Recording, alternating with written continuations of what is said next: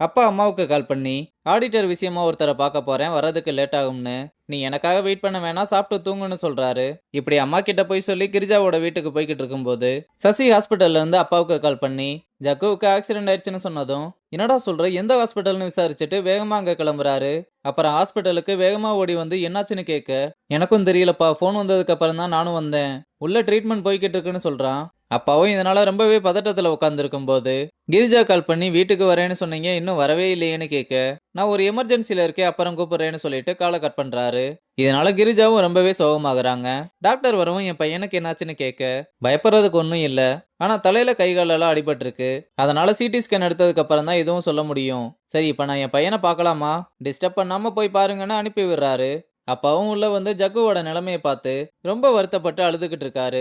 இங்க மது வந்து சாப்பாடு எல்லாமே அப்படியே இருக்கத பார்த்துட்டு உள்ள வந்து கிரிஜாவை சாப்பிடவாமான்னு கூப்பிட்டா, எனக்கு பசிக்கலம்மா, நீ போய் சாப்பிட்டு படுன்னு சொன்னதும் அப்பா வரலன்றத புரிஞ்சுக்கிட்டு அவர் உன்னை அவாய்ட் பண்ண ஆரம்பிச்சிட்டாருமா.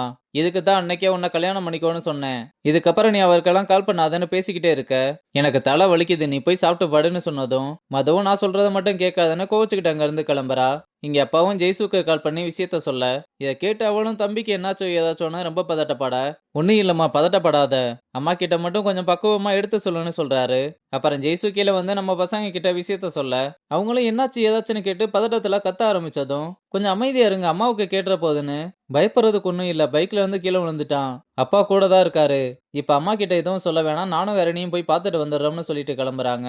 அப்ப கரெக்டா அம்மா வந்து எங்க இந்நேரத்துல கிளம்புறீங்கன்னு கேட்க, ஹரணி ஒரே வழியா இருக்குன்னு சொன்னாமா, அதனால தலைவலிக்கு மாத்திரை வாங்க போறோம்னு திரும்பி பார்க்க, வயிற்றுல கைய வச்சுக்கிட்டு இருந்தவ வேகமா தலையில கை வச்சதும் வயிறு வலினால தலைவலியும் சேர்ந்து வந்துருச்சுன்னு அதை இதனை சொல்லி சமாளிச்சுட்டு ஒரு வழியா அம்மா கிட்ட இருந்து எஸ்கேப் ஆகுறாங்க. அப்பா ரொம்ப நேரமா வரலன்னதும் அவருக்கு கால் பண்ணி கிளம்பிட்டீங்களான்னு கேட்க, இப்பதான் ஜக்குவுக்கு ஆக்சிடென்ட் ஆயிடுச்சுன்ற விஷயத்தையே சொல்றாரு. என்னங்க சொல்றீங்க, பயப்படுற மாதிரி எதுவும் இல்லையேன்னு கேக்குறாங்க. இல்ல, அவன் இன்னும் கண்ணு முழிக்கல, நான் அவன் கூட தான் இருக்கேன், அப்புறம் கால் பண்றேன்னு சொல்லிட்டு காலை கட் பண்றாரு. அப்புறம் ஜெய்சுவும் அருணியும் வந்து எப்படி ஆக்சிடென்ட் ஆச்சுன்னு கேட்க, எனக்கும் தெரியலக்கா, போலீஸ் தான் கால் பண்ணாங்க, அப்புறம் தான் அப்பாவுக்கு கால் பண்ணி சொன்னேன்னு சொல்றான். பயப்படுறதுக்கு ஒன்றும் இல்லம்மா, காலையில சிடி ஸ்கேன் எடுத்து பார்த்துட்டு ஏதாவது இன்ஜுரி இருக்கான்னு பார்த்து சொல்றோம்னு சொல்லியிருக்காங்க. அம்மா கிட்ட சொல்லிட்டியாமா? இல்லப்பா, ஜக்குவை பார்த்துட்டு அதுக்கப்புறம் அம்மா கிட்ட பேசிக்கலாம்னு நினைச்சேன். சரிம்மா, அப்ப நானே பேசிக்கிறேன்னு சொல்லிட்டு கிளம்புறாரு. வெளியே வந்த அப்பாவும் அம்மாவுக்கு கால் பண்ணி சாப்பிட்டியா என்ன ஏதுன்னு விசாரிச்சுட்டு அப்படியே நைஸா ஜக்கு வண்டியில இருந்து கீழே விழுந்துட்டான்ற விஷயத்த சொன்னதும், ஐயோ என் பையனுக்கு என்னாச்சு, என்னங்க சொல்றீங்கன்னு ரொம்ப பதட்டப்படுறாங்க. நீ பதட்டப்படாதம்மா, பெரிய அடியெல்லாம் ஒன்றும் இல்ல, ஒரு நாள் ஹாஸ்பிட்டல்ல இருந்துட்டு போக சொல்லியிருக்காங்க, அவ்வளவுதான்னு சொல்றாரு. சரி, ஹரணியும் ஜெய்ஸும் வெளியே போயிருக்காங்க, அவங்க வந்ததுமே நானும் கிளம்பி வரேன்னு சொல்ல, அவங்களும் இங்கே தான் வந்திருக்காங்க, நீ பயப்படுற மாதிரியெல்லாம் எதுவும் இல்லை, காலையில கிளம்பி வான்னு சொல்றாரு. அப்புறம் மறுநாள் ஜக்கு எந்திரிச்சு ஹரணியை கூப்பிட வேகமா ஜெய்சுவை எழுப்பி விட்டு அப்பா கிட்ட வந்து ஜக்கு கண்ணை முழிச்சிட்டான்னு சொல்றா. அப்பாவும் வேகமா உள்ள வந்து என்னாச்சுன்னு கேட்கும்போது தான், நான் வண்டியில போய்கிட்டு இருக்கும்போது ஒரு லாரி இடிக்கிற மாதிரி வந்துச்சு, என்ன பண்றதுன்னு தெரியாம சைடுல விட்டுட்டேன்னு சொல்றான். அப்ப ஜக்குவுக்கு வழி எடுத்ததும் அப்பா வேகமா எந்திரிச்சு அவனுக்கு வழி எடுக்குது, போய் நர்ஸை கூட்டுவான்னு சொல்லிட்டு, கொஞ்சம் பொறுத்துக்க சாமி, இப்ப நர்ஸு வந்துருவாங்கன்னு சொல்றாரு. அப்பா ஜக்குவை இவ்வளவு நாள் எவ்வளவு திட்டி இருந்தாலும் அவன் மேல எந்த அளவுக்கு பாசம் இருக்குன்றத இந்த ஒரு சீன்ல காமிச்சிருப்பாங்க. இங்க மது மொபைலை நோண்டிக்கிட்டு இருக்கும்போது சசி வேகமா எந்திரிச்சு வா மச்சின்னு ஜக்குவோட போட்டோவை வச்சு சசி வாட்ஸ்அப் ஸ்டேட்டஸ் வச்சிருக்கத பார்த்து உடனே அவனுக்கு கால் பண்ணி என்னாச்சுன்னு கேக்குறா. வண்டியில போகும்போது கீழே விழுந்துட்டான்னு சொல்ல எந்த ஹாஸ்பிட்டல்னு விசாரிச்சுட்டு வேகமா கிளம்புறா. இங்க அம்மாவும் அழுதுகிட்டு ஜக்குவுக்கு சாப்பாடு ஊட்டிக்கிட்டு இருக்க, அவனே அடிபட்டு படுத்திருக்கான், அழுகாதமான்னு சொன்னா, எனக்கு ரொம்ப கஷ்டமா இருக்கு, என் பிள்ளைக்கு முதல்ல திருஷ்டி சுத்தி போடணும்னு சொல்றாங்க. அப்ப போலீஸ் வந்து ஆக்சிடென்ட் கேஸ் விஷயமா விசாரிக்க வந்திருக்கோம்னு அம்மாவையும் ஜெய்சுவையும் வெளியிருக்க சொல்லிட்டு ஜக்கு கிட்ட விசாரிக்க ஆரம்பிக்கிறாங்க.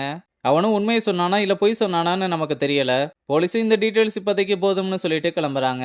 இங்க லாரிக்காரனும் ஆடிட்டர் கிட்ட வந்து கரெக்டா இடிக்க போற டைம் வண்டியை சைட்ல விட்டான் சார், இல்லாட்டினா அடிச்சு தூக்கியிருப்பேன் அவன் நல்ல நேரம்னு சொல்ல, இந்த வேலையை ஆடிட்டர் தான் பார்த்துருக்கான். பெரிய பெரிய ஆளுங்களே என் முன்னாடி வந்து பேச பயப்படுவானுங்க, ஒரு பொடி பையன் ஒரு பொம்பளையை கூட்டிட்டு வந்து என்னைய மிரட்டிட்டு போறான், என் முன்னாடி நின்று ஒருத்தர் எதிர்த்து பேசிட்டா அவன் உடம்புல அவனோட தலையே இருக்கக்கூடாதுன்னு கொள்கையோட வாழ்றவன் நானு, நீ என்னடானா அவனை கொல்லாம கோட்டையை விட்டுட்டு வந்து நிக்கிற, உன்னை முடிச்சா முழுசா முடிக்கணும்னு மதிக்கு கால் பண்ணி எஸ்எஸோட பையன் ஆக்சிடென்ட் ஆயிட்டான்னு கேள்விப்பட்டேன், அது என்னன்னு கொஞ்சம் விசாரிச்சு சொல்லுங்கன்னு சொல்ல அவரும் சரின்னு சொல்றாரு.